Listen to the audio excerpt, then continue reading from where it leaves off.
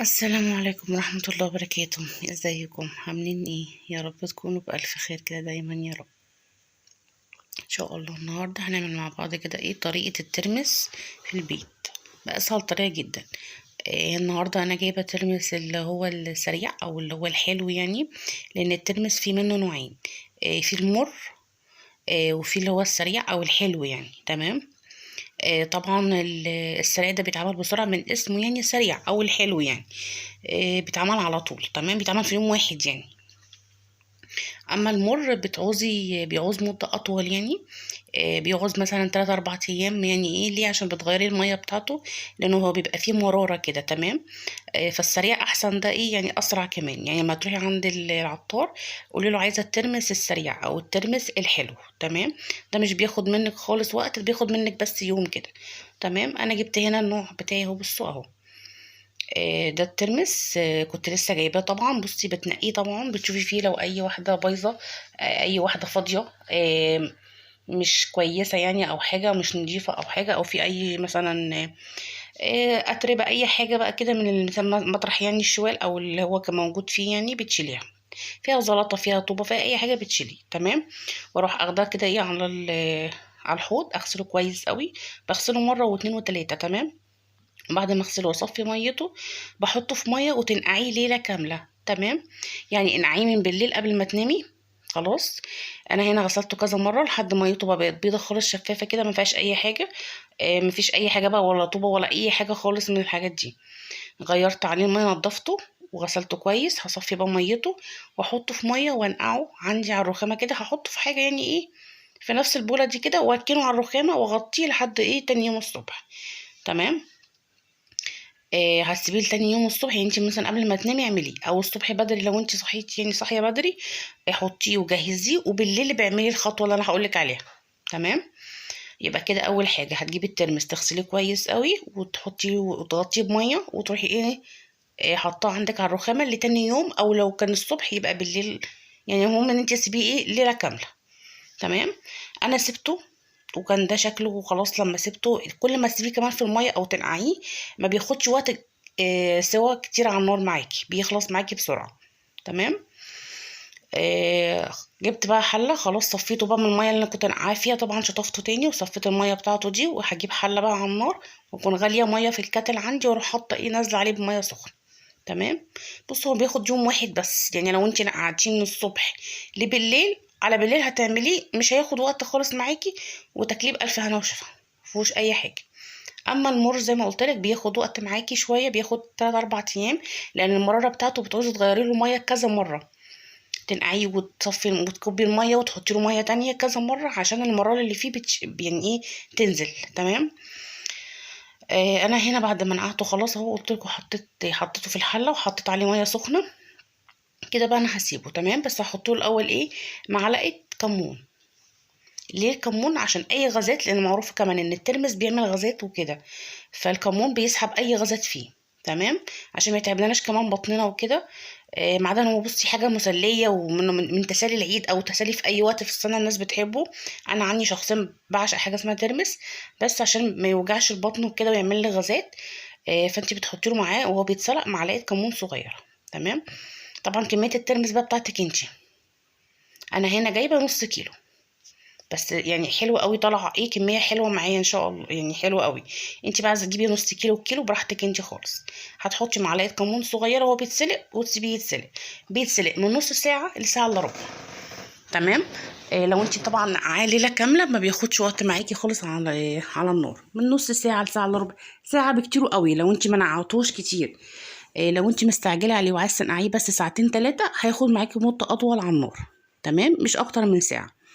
انا هنا اتسلق معايا في ساعه الا ربع بالظبط. تمام. بعد ما تحسي ان هو بيغلي، هتاخدي ترمسيه وتضغطي كده عليها. لو حسيتي ان انت وصلتي للمضغه اللي انت عايزاها خلاص. انا ما بحبوش مستوي قوي قوي برضو يعني. بحب ان يبقى فيها كده ايه مضغه حلوه. بتاخدي ترمسيه وتدوقيها خلاص. تمام. وصلتي للي انت يعني ايه للمضغه اللي انت عايزاها كده. تمام. لو عايزه تزودي يبقى هتسيبيه شويه كمان على النار. تمام.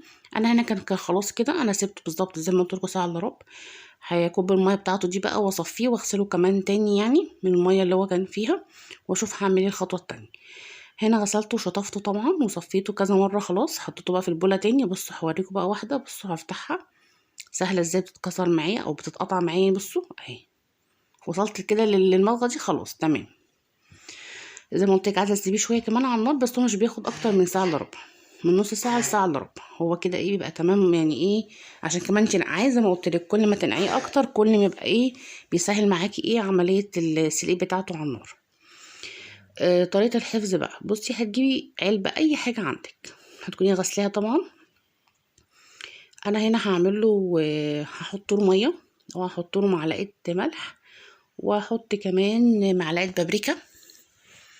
لو انت مش حابه تحطي البابريكا مفيش مشكله، ممكن تعمليه في ميه وملح بس، تمام.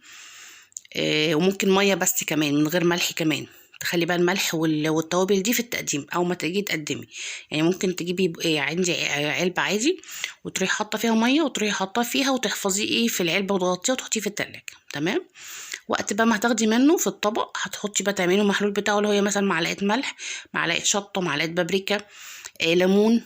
دي ايه التتبيله بتاعته او التوابل بتاعته اللي انت هتقدمي بيها. انا هنا هجيب في العلبه بتاعتي جبت معلقه ملح ومعلقه بابريكا، واحط الميه بتاعتي وهحطه فيها واشيله في التلاجة، تمام. يبقى دي التتبيله اللي انا هنقعه فيها او المحلول اللي انا هسيبه فيه، واقلب كده كويس عشان الملح يدوب يعني، واشيل عندي في التلاجة. وقت بقى ما اعوزه هاخد كده افتح العلبة واخد منه في طبق واحط عليها ليمون واحط عليه برضو ايه حبة ملح صغيرين لو محتاجة ملح ومعلقة شطة. الناس ايه اللي بتحب الشطة اهو هحط فيها كل الكمية بتاعتي. بصوا طريقة سهلة جدا في يوم واحد تكوني عاملاه، ده السريع بقى.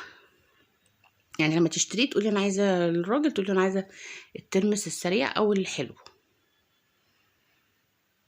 تمام. كده خدت حبة بقى خلاص ايه سبتهم على جنب، هقدمهم في الطبق وهرش عليه معلقة شطة، بابريكا، ليمون والملح، وتظبطي بقى الملح بتاعك وبألف هنا وشفا. طريقة سهلة جدا خالص، مش تاخد منك اي وقت، في يوم واحد بس هتعمليه. خلاص انا كده خلاص ايه اقلب بقى كده كله مع بعضه واغطيها بقى واشيلها. زي ما قلت لك مش حابه تحطي بابريكا او شطه في الميه، يبقى ميه ولا ميه وملح وتشيليه وتحفظيه عندك في التلاجة. وقت ما تاخدي بقى بتعوزي براحتك. او بصي وقت التقديم هتحطي بقى ليمون وهرش كده معلقه ملح، معلقه بابريكا، معلقه شطه.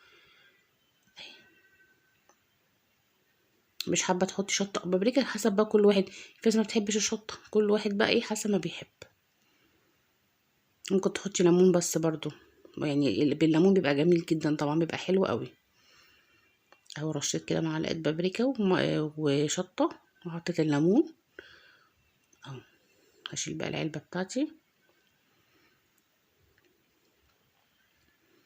بس كده بقى انك ايه حفظتيها عندك. بصوا انا كده ايه خلاص هشيلها بقى عندي على رف التلاجة، وقت ما عاوز بقى هاخد اهو. وده كده طبق التقديم معي، طبق الترمس بقى جاهز للاكل بقى، على الاكل على طول، جميل جدا وحلو اهو. جربوه بقى كده ايه، هاتوا الترمس يلا وجربوه واعملوه بقى وقولوا لي رايكم فيه ايه. طريقته سهله خالص اهي.